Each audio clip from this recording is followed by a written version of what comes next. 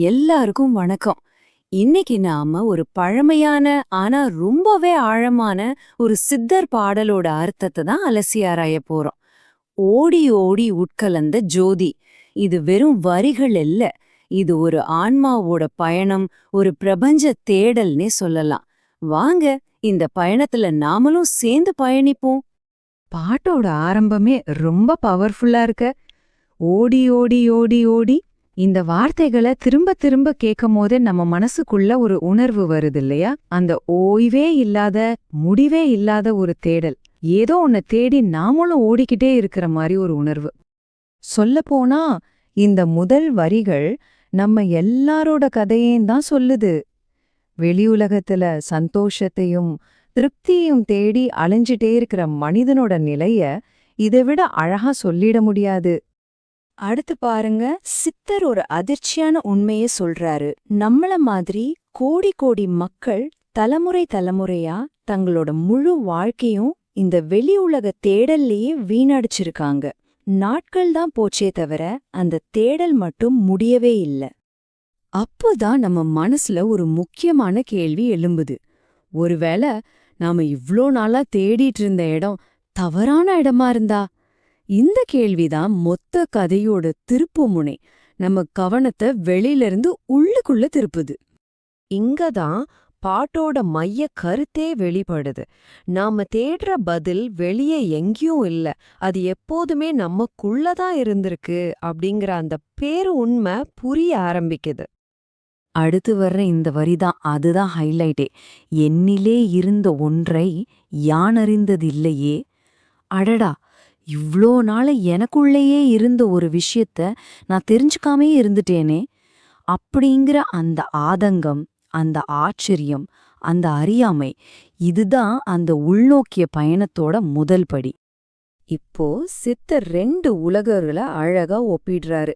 ஒன்னு, நாம வெளியில ஓடி ஓடி தேடுற உலகம், அங்க நாட்கள் வீணாய்கிட்டே இருக்கு. இன்னொன்னு நமக்குள்ளேயே இருக்கிற உள் உலகம், அதுதான் உண்மையோட பிறப்பிடம்.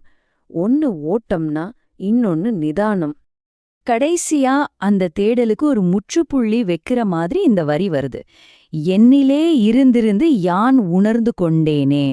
வெளியில ஓடுனது போதும், இனி எனக்குள்ளேயே இருந்து அந்த உண்மையே நானே உணர்ந்துகிட்டேன் அப்படிங்கிற ஒரு முழுமையான உன்னதமான நிலை இது. சரி, இந்த உள்ளுக்குள்ள போற பயணத்துக்கு ஏதாவது வழி இருக்கா? இருக்கு. அதுக்கு சித்தர் ஒரு கருவிய கையில கொடுக்கறாரு. அதுதான் அந்த புனிதமான 5 எழுத்து மந்திரம். இந்த 5 எழுத்துங்கிறது வெறும் நாம உச்சரிக்கிற மந்திரம் மட்டும் இல்ல. சித்தரோட பார்வையில இந்த பிரபஞ்சத்தோட ஆணி வேறே அதுதான். ஒரு படைப்பு சக்தியினே சொல்லலாம். இந்த மந்திரத்துக்கும் நம்ம வாழ்க்கைக்கும் என்ன சம்பந்தம் பாருங்க. 5 எழுத்திலே பிறந்து அப்படின்னு ஆரம்பிச்சு நம்ம பிறப்பிலிருந்தே ஞானம் அடைகிற வரைக்கும் அந்த பயணம் எப்படி போகுதுன்னு அழகா சொல்றாங்க. யோசிச்சு பாருங்க, இந்த பிரபஞ்சம், அதாவது அண்டமும் அகண்டமும், ஏன் மும்மூர்த்திகளான ஆதியான மூவரும் கூட இந்த 5 எழுத்துக்குள்ளதான் அடக்கும்னு சொல்றாரு. அப்போ அதோட சக்தி எவ்ளோ பெருசா இருக்கும். சரி, இப்போ நம்ம பாட்டோட ரொம்ப ஆழமான, கொஞ்சம் தத்துவவார்த்தமான பகுதிக்குள்ள போக போறோம். அதாவது வார்த்தைகளால விவரிக்க முடியாத ஒன்ற விவரிக்க முயற்சி பண்ற இடம் இது. அந்த கடைசி உண்மை எப்படிப்பட்டது? முதல்ல சொல்றாரு, அதுக்கு ஒரு உருவம் கிடையாது. அதே சமயம் அது ஒரு காலி இடமும் இல்ல. அது ரொம்ப பெருசும் கிடையாது, அதே நேரத்துல ரொம்ப சின்னதும் கிடையாது. பாத்தீங்களா? நம்ம புத்திக்கு ஏற்ற எல்லா அளவுகளையும் எல்லா வரையறைகளையும் தாண்டின ஒரு விஷயம் அது. கடைசியா நம்ம எல்லாரையும் யோசிக்க வைக்கிற மாதிரி ஒரு கேள்விய வைக்கிறாரு. இல்லை என்று நின்ற ஒன்று இல்லை என்னலாகுமோ? அதாவது இல்லைன்னு நம்ம எதை சொல்றோமோ அந்த ஒன்ன உண்மையிலே இல்லவே இல்லைன்னு நம்மால சொல்லிட முடியுமா? இது இருப்பு பத்தின நம்ம புரிதலையே கேள்வி கேக்குது. சரி, இப்போ இந்த பயணத்தோட கடைசி கட்டத்துக்கு வந்திருக்கோம். பாட்டோட தலைப்பே அந்த கடைசி நிலை என்னன்னு சொல்லுது. உட்கலந்த ஜோதி.